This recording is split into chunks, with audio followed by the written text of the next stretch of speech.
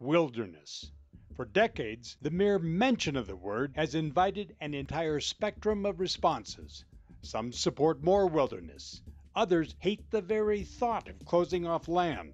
On September 3, 1964, during the second session of the 88th Congress, wilderness was given an official title and definition.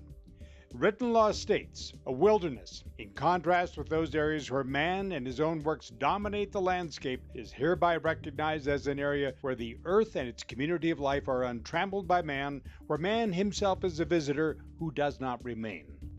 An area of wilderness may also contain ecological, geological, or other features of scientific, educational, scenic, or historical value and must be no less than 5,000 contiguous acres. When we talk about wilderness, we mean congressionally designated wilderness. It's a legal term. It doesn't mean the great outdoors. If you asked folks what wilderness is, they might see, well, what I see when I drive down Highway 15 on the way to St. George. It is the most restrictive land management designation known to man. Every activity is severely regulated. Many activities are banned altogether. You can't ride a bicycle in a wilderness area. It makes no sense. You can't ski in a wilderness area.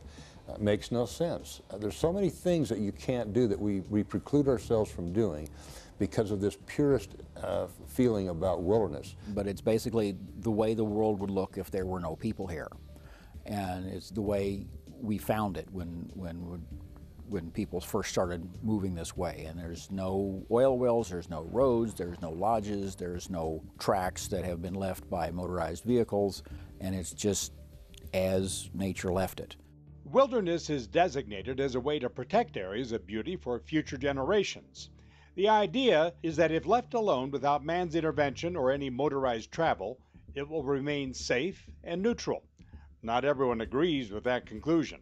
A common myth is that wilderness is the best way to protect these lands. Protection is proper management. I think in some cases you could call wilderness a form of benign neglect, because essentially you draw a fence around a parcel of land and you're not really allowed to do much management at all. Another aspect of the wilderness debate is the Wilderness Study Area, or WSA. These are parcels of land that were set aside to be potential wilderness decades ago, but were never officially designated. Only Congress can designate wilderness.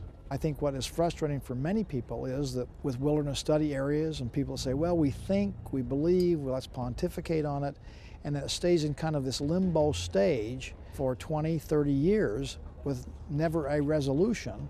It becomes de facto wilderness because nothing else can be done. And yet it's never been declared wilderness by the Congress.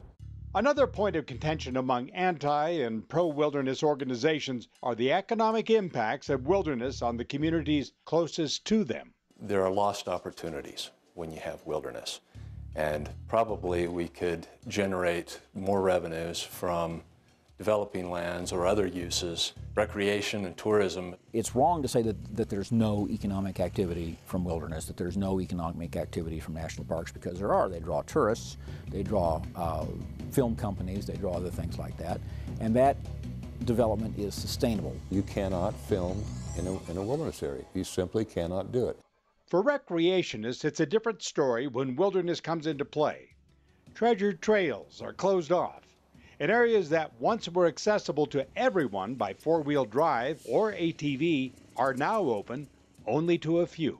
Maybe you can visit it, or maybe you're not physically able to visit it, and that can be too bad. But it's there, it cleans the air, it cleans the water, it supports wildlife, it helps clean up the mess that we make in other parts of the world. You don't just put a big block over the whole thing and say, no, we don't ever touch it again. It just doesn't make sense. Nobody would manage like that. You wouldn't manage your own property like that. Wilderness will continue to be a contentious issue as different land proposals are brought before Congress annually. In states like Nevada, Colorado, and Utah, where the beauty of the land speaks for itself, the balance between access and protection will likely always be a battleground. For those who enjoy their access and accept their stewardship to protect it, trails may well stay open for future generations. We like to get out on our OHVs or whatever the mode of transportation might be. We like to get out, commune with nature, commune with our kids, with our parents, our grandparents. This is our freedom. We can stand up and fight very effectively right now, but it doesn't mean it will be resolved today or next year. But I know we can make a difference. For At Your Leisure, I'm Don Dunwell.